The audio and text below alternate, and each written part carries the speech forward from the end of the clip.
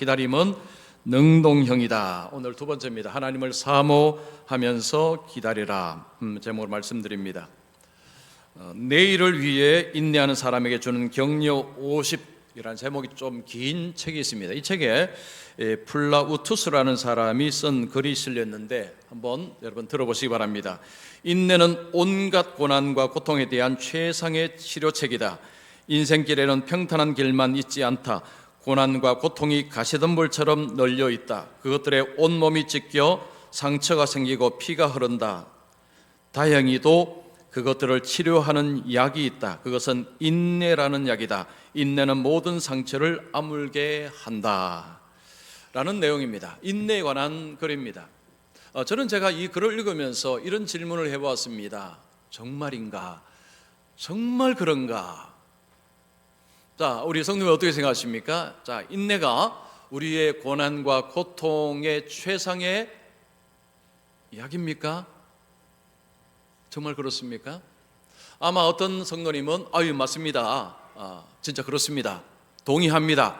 라고 하실 것입니다. 또 어떤 성도님은 저는 그렇게 생각하지 않습니다. 라고 하실 분도 분명히 계실 것입니다. 그렇습니다. 동의합니다. 라는 분들은 왜 그렇게 이야기할까요? 그런 경험을 했기 때문입니다. 정말 어려움이 있을 때 인내하면서 어려움을 해결했던 경험, 이런 경험이 있는 분들은 정말 그렇습니다. 인내가 약입니다. 인내가 고난과 고통의 치료책입니다. 이렇게 자신 있게 말할 것입니다. 그런 반면에 어떤 어려움 속에서 인내를 했지만 해결되지 아니한 경험을 하신 분들은 글쎄요, 저는 동의하기가 어렵습니다. 아마도 그러실 것입니다. 여러분, 인내라는 것이 필요하지만 인내가 모든 어려움 속에 모든 고난의 답은 아닙니다. 예를 들어서 만약에 여러분이 큰 빚을 지고 있다고 한번 생각을 해보십시오. 큰 빚을 지고 있는데 여러분이 인내하고 있으면 그 빚이 해결이 되겠습니까? 그런 일은 일어나지 않을 것입니다. 우리의 삶에 분명히 인내가 중요합니다. 인내가 필요합니다. 여러분, 인내라는 말 무슨 말입니까? 사전에 보니까 괴로움이나 어려움을 참고 견딤 이렇게 나옵니다. 자, 인내는 고난과 괴로움을 참고 견디는 것이라고 이야기합니다. 여러분, 이 인내라는 말을 들으면 이게 수동형 같습니까? 능동형 같습니까? 수동형으로 느껴집니다. 참고 견딘다. 능동형으로 잘 느껴지지 않습니다. 자, 우리의 어떤 어려움 속에서 그냥 참고 견디는 것만이 해결책이 될 수는 없습니다.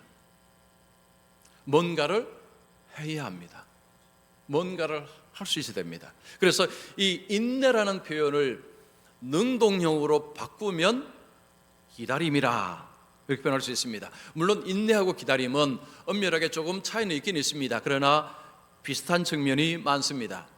기다림이라고 하면 기다림은 수동적인 것보다는 능동형에 훨씬 가깝습니다. 물론 기다림도 수동형이 될 수도 있습니다. 아무것도 안 하고 기다리면 이게 수동적입니다. 그러나 기다림이라는 어떤 단어를 가만히 분석해 보면 여기는 능동형에 대한 이런 것들이 포함되어 있습니다. 특별히 성경은 이 기다림을 이야기할 때는 아주 노골적으로 능동형이라고 이야기합니다. 지난주에 제가 기다림이 왜 능동형인지 말씀을 드렸고 오늘 두 번째입니다. 자, 오늘도 본문에 보면 다윗이 이런 표현을 씁니다. 여러분 14절 끝에 보시면 여호와를 기다릴지어다. 자기에게 말하는 것입니다. 너는 여호와를 기다릴지어다. 다윗은 자신에게 하나님을 기다리라고 이야기합니다. 이 기다림이 능동형입니다. 자, 왜 그러냐? 오늘 제가 그 말씀을 드리겠습니다. 자, 첫 번째입니다. 하나님을 신뢰하고 있다면 능동적으로 기다릴 수 있다. 다윗은 하나님을 기다리는데 어떻게 기다리는가 보겠습니다. 14절 보시면 너는 여호와를 기다릴지어다. 강하고 담대하며 여호와를 기다릴지어다. 다윗은 하나님의 도우심을 기다리고 있습니다. 지금 적들이 다윗을 힘들게 하고 있습니다. 하나님의 도우심을 기다리고 있습니다. 그런데 어떻게 기다립니까? 강하고 담대하며 강하고 담대하게 하나님을 기다린다. 기다리자라고 이야기합니다. 우리가 우리에게 어떤 도움을 주는 사람, 만약에 도움을 어떤 주는 사람이 만약에 온다고 하면 우리는 노심초사 기다릴 것입니다. 애타게 기다릴 것입니다. 그분이 와서 나를 도와줘야 될 텐데. 여러분, 우리가 어떤 친구를 기다리면 어떻게 기다립니까? 평온하게 기쁘게 기다립니다. 우리가 누군가를 기다릴 때 강하고 담대하게 나는 친구를 기다린다, 누구를 기다린다 이런 말하는 사람은 없습니다. 자, 다윗은 하나님을 강하고 담대하게 기다리자라고 이야기합니다. 자, 그러면 이게 도대체 무슨 말일까요? 이거 우리가 잘 쓰는 표현이 아닙니다. 성경에 보면 하나님이 이 단어를 써서 어떤 사람에게 말씀하신 적이 있습니다. 그 사람이 누구일까요? 여호수아입니다. 여러분, 여호수아 1장 9절 말씀, 자, 우리 같이 한번 크게 읽습니다. 시작.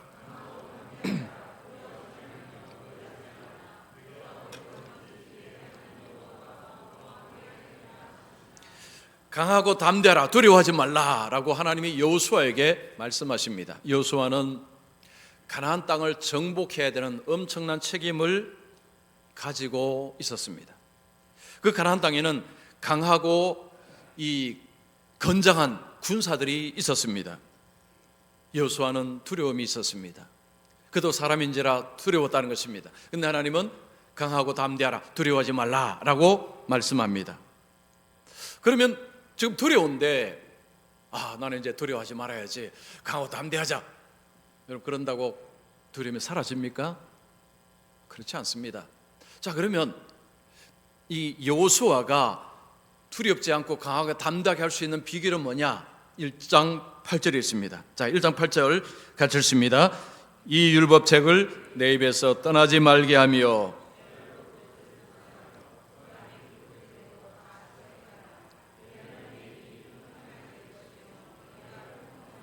자, 비결이 무엇입니까?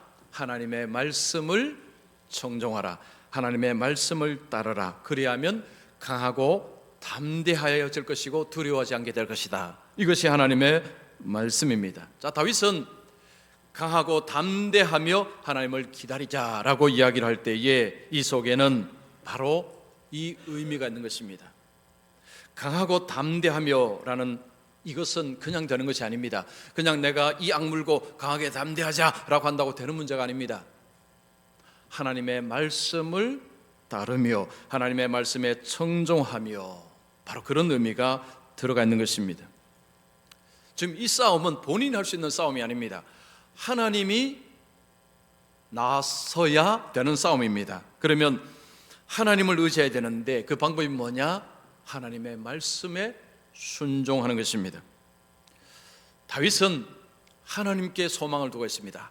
하나님께서 나에게 도움을 주셔야 이길 수 있다라는 생각을 가지고 있습니다. 하나님께 소망을 두고 하나님을 기다리겠다라고 합니다.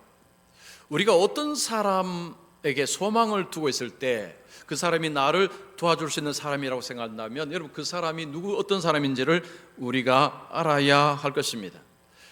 다윗은 하나님을 어떻게 알고 있을까요? 자, 1절 보시겠습니다. 여호와는 나의 빛이요 나의 구원이시니 내가 누구를 두려워하리요? 여호와는 내 생명의 능력이시니 내가 누구를 무서워하리요? 다윗은 지금 세 가지로 하나님을 이야기합니다. 나의 빛, 나의 구원, 내 생명의 능력이라고 이야기합니다.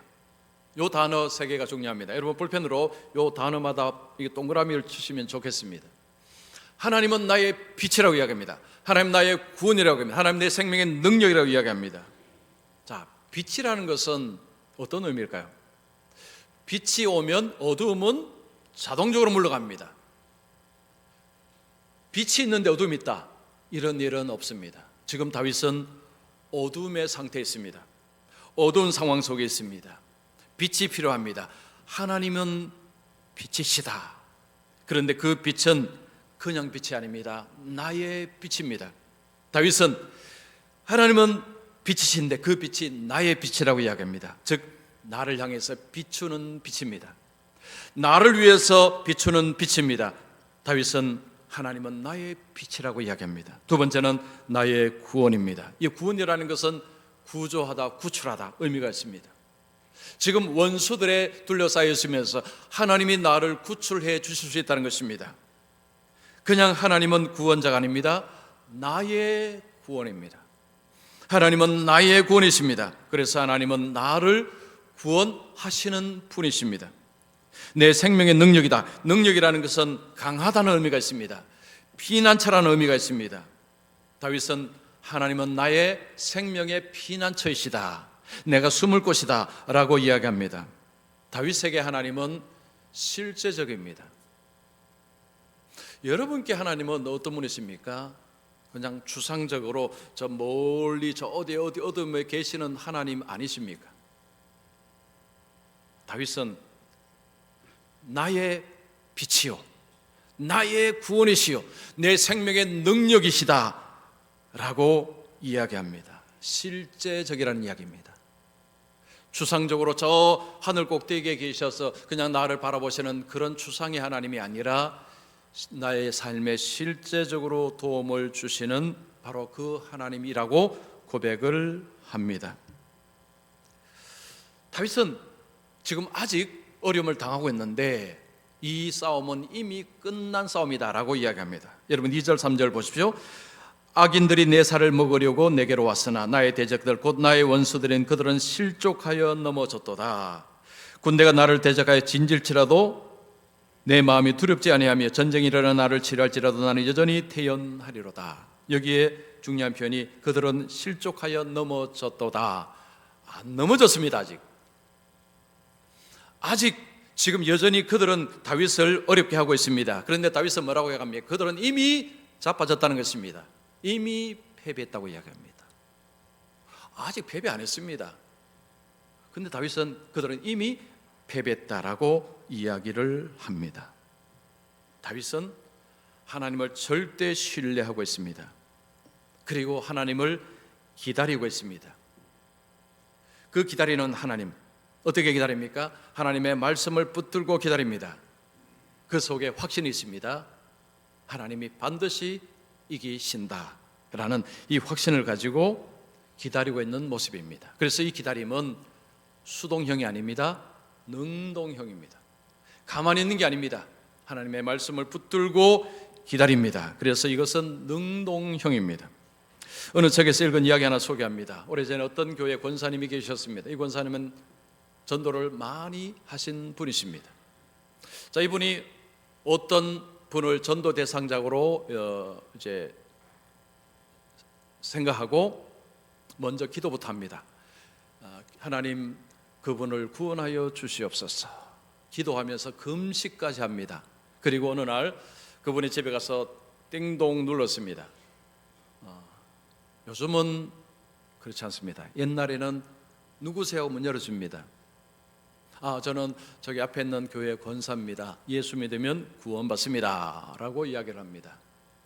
그러자 그분은 저는 교회 안 가요 하고 문을 탁 닫아버립니다. 자, 권사님은 예 알겠습니다 하고 나옵니다. 나와서 또 기도합니다. 하나님, 그분을 구원하여 주시옵소서, 생명을 건져 주시옵소서라고 기도하고 금식하고 그 다음 주에 또 갑니다. 띵동합니다. 누구세요 합니다. 지난주에 왔던 옆에 교회 앞에 교회 권사입니다. 예수 믿으면 구원받습니다 라고 합니다. 뭐라고 대답했을까요? 내가 지난주에 안 간다고 했지요 하고 닫아버립니다.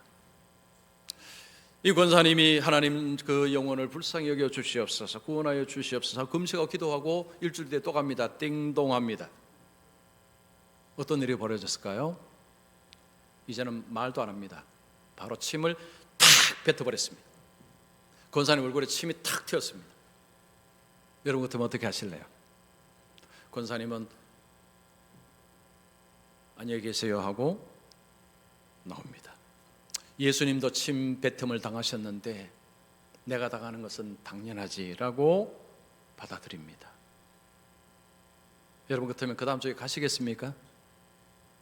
이 권사님은 기도하고 또 갑니다. 그 다음 주에 또 띵동 하고 눌렀습니다. 누구세요? 문을 딱 열어보니까 지난주에 자기가 침 뱉던 사람이 또 온 것입니다. 당신이 우리 집에 안 오는 유일한 방법, 내가 이번 주 일요일에 갈 테니 앞으로 절대 우리 집 오지 마세요 라고 했습니다. 그러니까 이 사람이 일주일마다 오는 게 이제 겁이 난 것입니다. 겁이 나서요, 이 사람이 안 오게 하는 방법은 일단 자기가 한번 가는 것입니다. 그래서 그 다음 이제 주일날 그분이 교회를 갔습니다. 교회를 가서 오늘 오늘 그냥 대충 앉았다가 오려고 생각하고 있었는데 예배 찬송하고 이렇게 말씀을 듣는데, 근데 그 말씀이 이상하거나 좀 그렇거나 그렇지도 않고 괜찮네, 들을 만하네, 뭐가 좀 이렇게 도움이 되는 것 같습니다. 다 이해는 안 되지만 그러면서 집에 있는 것보다는 차라리 이어 나오는 것도 괜찮겠다 생각하고, 그 다음 주에 이분이 또 온 것입니다. 처음에 와서는 이 전체가 안 보이는데 두 번째 보니까 사람들이 보입니다. 근데 사람들이 전부 다 멀쩡합니다. 막 전부 다 멀쩡한 거예요. 이 멀쩡한 사람들이 여기에 왜 왔을까라고 생각하고, 또 말씀을 듣는데 지난주보다 뭔가 좀 다르게 뭐가 들립니다. 그리고 뭔가 조금씩 깨달아지기 시작합니다. 뭔가 느껴지기 시작합니다. 그리고 그 다음 주에 또 온 것입니다. 여러분 어떻게 되었을까요? 대답해 보세요. 어떤 일을 벌였을까요? 이분이 예수님을 믿었습니다. 자, 여러분 반응을 너무 안 하시네. 일부는 반응을 좀 하셨는데, 자, 여러분 이 이야기의 교훈이 뭘까요? 자, 제가 이 이야기를 드린 메시지의 핵심이 뭘까요? 여러분 집집마다 가서 전도하십시오, 이거 아닙니다. 요즘은 그렇게 했다가는 큰일 납니다. 이 이야기의 핵심은 이겁니다. 이 권사님은 하나님을 절대 신뢰했습니다. 그리고 기다렸습니다. 그리고 뭐 했습니까? 기도하고 말씀 붙들고 계속해서 묵묵히 하나님의 말씀에 실천하며 그 집에 계속해서 갔습니다. 이게 이야기의 핵심 메시지입니다. 하나님을 신뢰하지 않다면 못 기다립니다. 하나님을 신뢰한다는 것은요, 기다릴 수 있다는 것이고, 하나님을 신뢰하는 사람은 어떻게 기다린다고요? 묵묵히 하나님 말씀에 순종하며 기다립니다. 우리가 하나님을 신뢰한다는 것은 너무너무 중요합니다. 하나님을 신뢰하지 못하면 하나님을 기다리는 것은 원천적으로 불가능합니다. 자, 그러면 누가 하나님을 신뢰할 수 있을까요? 하나님의 말씀을 따라서 산 사람, 그 사람이 하나님을 신뢰할 수 있습니다. 그리고 하나님을 기다릴 수 있습니다. 자, 우리 성도님들은 하나님을 잘 기다리십니까? 자, 어떠세요? 하나님 잘 기다리십니까? 만약에 여러분이 조급해서 그렇지 못하다면 뭘 하셔야 됩니까? 하나님의 말씀을 따라 사는 삶을 사시면서 하나님에 대한 신뢰를 높여가셔야 됩니다. 그래야 하나님을 기다리는 것이 가능합니다. 그리고 이 기다림은 막연한 기다림이 아닙니다. 능동형의 기다림입니다. 자, 두 번째입니다. 하나님을 사모하고 있다면 능동적으로 기다릴 수 있다. 사모입니다. 사모. 자, 다윗은 하나님을 절대적으로 신뢰하고 있습니다. 그래서 하나님을 기다린다라고 이야기하는데, 다윗은 하나님을 기다리면서 그의 소원이 하나 있다고 이야기합니다. 자, 소원이 뭔가? 4절 보시면 내가 여호와께 바라는 한 가지 일 곧 그것을 구하리니 곧 내가 내 평생의 여호와의 집에 살면서 여호와의 아름다움을 바라보며 그의 성전에서 사모하는 그것이라.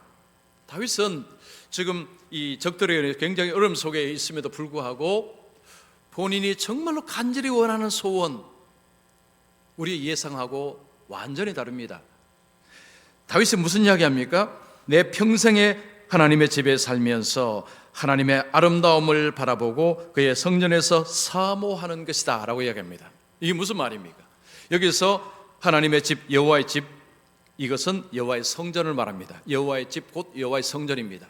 다윗 때는 성전이 아직 안 지어졌습니다. 성막입니다. 성막, 하나님이 임재하시는 그 성막, 그 성막에서 다윗은 하나님의 아름다움을 바라보면서 하나님을 사모하며 살고 싶다라는 이야기를 합니다. 우리가 사람을 보면서 아름답다라고 할 때는 주로 외모를 보고 이야기합니다. 특별히 여성을 보면서 참 아름다우십니다 라고 합니다. 주로 외모를 보죠. 다윗은 하나님을 아름답다라고 이야기합니다. 여러분 이해가 되십니까? 하나님을 아름답다, 어떻게 이런 표현을 썼을까요? 여기서 아름답다는 것은 하나님은 선하시고 하나님은 인자하시다라는 의미가 들어가 있습니다. 다윗에게 하나님은 선하시고 하나님은 인자하신 분이십니다. 그래서 다윗은 하나님을 아름답다라고 이야기합니다. 그 아름다운 하나님을 사모한다라고 이야기합니다. 이 사모한다는 것은 그립다라는 것입니다. 그리워하는 것입니다. 애인을 그리워하는 것처럼 다윗은 하나님을 그리워한다고 이야기합니다. 여러분, 그리워하는 것은 수동형이 아닙니다. 이건 능동형입니다. 어떤 사람을 간절히 기다린다, 수동형이 아닙니다. 이건 능동형입니다. 간절히 기다리는 것입니다. 다윗은 하나님의 성막에서 하나님을 고대하고 간절히 기다린다라고 이야기합니다. 자, 그러면 왜 하필이면 하나님의 성막에서 그렇게 기다린다고 할까요? 자, 5절 보시면 여호와께서 환난 날에 나를 그의 초막 속에 비밀히 지키시고 그의 장막 은밀한 곳에 나를 숨기시며 높은 바위 위에 두시리로다. 여기도 보면 초막 그리고 장막이 나옵니다. 초막, 장막 같은 의미입니다. 하나님의 피난처, 하나님의 임재 장소. 여기에 장막 은밀한 곳은 특별히 지성소를 지칭합니다. 지성소는 가장 은밀한 곳입니다. 거기는 아무나 못 들어갑니다. 대제사장은 1년에 딱 한 번 들어갑니다. 아무나 들어가지 못합니다. 들어가면 죽습니다. 가장 은밀한 곳이고 가장 안전한 곳입니다. 거기에만 있으면 누구도 해칠 수가 없습니다. 그곳이 바로 장막의 은밀한 곳 지성소입니다. 이건 쉽게 말하면 하나님의 품 안입니다. 예수 그리스도 안입니다. 이것이 바로 가장 안전한 것입니다. 그래서 다윗은 그 장막에서, 그 성막에서 하나님을 사모하며 기다리겠다라고 하는 것입니다. 자, 다윗은 하나님을 사모하면서 하나님을 기다리는데 거기서 이미 다윗은 하나님이 승리를 주실 것임을 확신하고 있습니다. 6절 보시면 이제 내 머리가 나를 둘러싼 원수 위에 들리리니, 이 표현은 승리의 표현입니다. 자, 하나님께서 결국 나를 원수 위에 세우셔서 승리하게 하실 것입니다 라고 그렇게 확신을 합니다. 그러면 이 확신은 어디서 왔을까요? 9절 중반절 보시면 주는 나의 도움이 되셨나이다, 나의 구원의 하나님이시며. 다윗은 이전에 하나님의 도우심을 받은 경험이 많습니다. 골리앗과의 싸움에서 이겼죠. 사울은 평생에 다윗을 죽이려고 했습니다. 다윗은 하나님께서 그를 구원하고 구조해 주신 경험이 한두 번이 아닙니다. 엄청나게 많습니다. 그 경험을 이야기합니다. 하나님께서 나의 도움이 되셨나이다. 과거에 하나님께서 이 모양 저 모양으로 도와주셨습니다. 하나님은 지금도 도와주실 것입니다. 그래서 나는 하나님을 사모하면서 기다리겠습니다 라고 하는 것입니다. 다윗은요, 뭐 안 되면 말고 막연히, 이게 아닙니다. 과거에 하나님이 어떻게 도우셨는가를 그는 너무너무 잘 알고 있습니다. 이번에도 하나님께서 도우실 것임을 믿고 기다리겠다는 것입니다.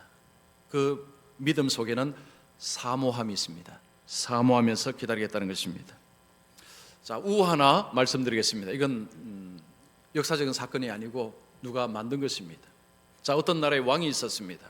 이 왕이 충성스러운 신하들에게 좀 좋은 선물을 좀 주고 싶어서 신하들이 사는 곳에서 좀 떨어진 어떤 도시에 큰 상점을 하나 만들었습니다. 신하들에게는 이렇게 이야기했습니다. 너희들이 원하는 것이 있으면 그 상점에 주문을 해라. 그러면 그 상점이, 그 직원들이 너에게 물건을 갖다 줄 것이다. 그런데 조건이 하나가 있다. 주문하고 나서 집 밖에서 반드시 기다려야 된다라고 했습니다. 한 신하가 자기가 필요한 것들, 원하는 것들을 주문을 잔뜩 했습니다. 주문하고 집 밖에서 기다립니다. 하루를 기다리는데 물건이 오지 않습니다. 이틀을 기다렸는데 물건이 오지 않습니다. 이 신하가 실망을 했습니다. 왕이 거짓말을 했구나 하고 집에 들어가 버렸습니다. 물건이 언제 왔을까요? 꼭 그러면 그 다음날 옵니다. 3일째 물건이 왔는데 주인이 기다리지 않습니다. 물건은 다시 상점으로 돌아가 버렸습니다. 어느 날 왕이 그 상점을 가서 직원들에게 물어보았습니다. 우리 신하들이 물건을 주문하고 잘 받고 있는지를 물어보았습니다. 그때 어떤 직원이 말합니다. 많은 신하들이 주문하고 물건을 받고 있는데 한 신하가 물건을 주문했는데 받지를 못하고 있습니다 라고 했습니다. 왕이 그 신하를 불렀습니다. 불러서 그 상점에 데려갔습니다. 그 상점의 창고에 물건이 가득 있는데 그 물건이 뭐냐 하니 이 신하의 집에 배달되었다가 다시 돌아온 물건들이 그 창고 안에 쌓여 있는 것입니다. 그 창고를 보여줍니다. 이게 뭔지 아느냐? 자네 집에 갔다가 되돌아온 물건이다. 자네가 끝까지 기다리지 못해서 창고로 되돌아온 것이네 라는 것을 이야기해 줬습니다. 그제서야 신하는 알았습니다. 왕의 말이 뻥이 아니다는 것, 거짓말이 아니다는 것을 그제 알았습니다. 와, 왕이 정말 선한 계획을 가지고 있었구나. 내가 이것을 못 믿었구나. 그 다음에 어떻게 했을까요? 물건을 주문하고는 이 물건은 반드시 온다라는 확신을 가지고 기다릴 수가 있었습니다. 여러분, 이 우화는 무슨 메시지를 줄까요? 확신입니다. 확신. 내가 주문한 것은 반드시 온다는 이 확신이 기다리게 할 수 있는 근원이 된다는 것, 이 메시지, 이 이야기의 핵심입니다. 다윗은 확신이 있습니다. 자, 여러분 13절 보십시오. 내가 산자들의 땅에서 여호와의 선하심을 보게 될 줄 확실히 믿었도다. 이게 확신입니다. 다윗은요, 하나님의 선하심이 내 삶 속에 이루어질 줄을 확신했다는 것입니다. 그래서 그는 하나님을 사모하면서 나는 기다리겠다, 끝까지 기다리겠다 라고 하는 것입니다. 여러분, 우리가 성경에 보면 이 사모하다라는 표현을 종종 볼 수 있습니다. 그 중에 하나가 히브리서 11장 16절 말씀입니다. 자, 보시면 그들이 이제는 더 나은 본향을 사모하니 곧 하늘에 있는 것이라. 이게 천국입니다. 하나님 나라입니다. 이건 지금 눈에 보이지 않습니다. 그런데 그들은 사모한다. 그들이 누굴까요? 예수 믿는 사람들, 핍박 속에 있는 믿는 사람들이 그 천국을 사모한답니다. 이 말은 확실한다는 이야기입니다. 여러분, 그 확신은 어디서 왔을까요? 이 땅에서 하나님 나라를 체험한 것입니다. 하나님 나라를 맛본 것입니다. 하나님의 선하심을 맛을 봤기 때문입니다. 많은 분들이 그런 이야기입니다. 하나님의 선하심을 어떻게 알 수 있습니까? 답은 하나입니다. 예수님을 보십시오. 예수님을 보시면 알 수 있습니다. 여러분, 요한복음 10장 11절 말씀 우리 같이 읽습니다. 시작.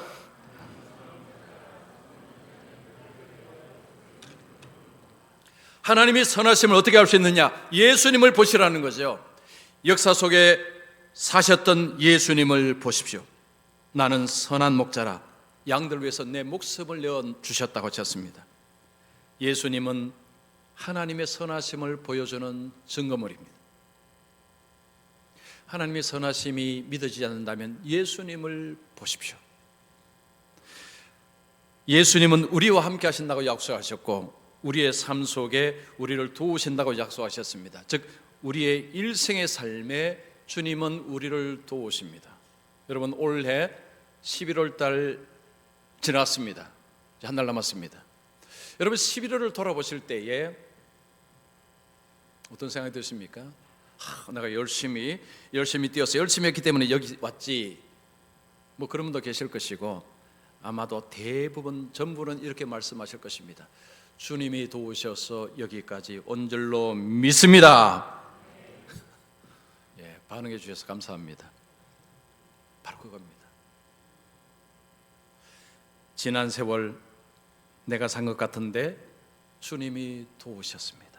주님이 이 모양 저 모양으로 도우셨습니다. 주님이 도우셔서 지금 제가 여기 있습니다. 앞으로도 주님이 도우실 줄로 믿습니다. 이것이 하나님을 기다릴 수 있는 근거라는 것입니다. 우리는 막연히 하나님을 믿는 사람들이 아닙니다. 그런 사람들은 정신 나간 사람들입니다. 여러분 다 멀쩡하신 분들입니다. 그죠? 다 멀쩡하십니다. 저도 멀쩡합니다. 우리 하나님이 선하시다는 것을 알 수 있는 것은 과거입니다. 과거. 나의 과거 속에 하나님이 내 삶에 어떻게 하셨는지를 알기 때문에.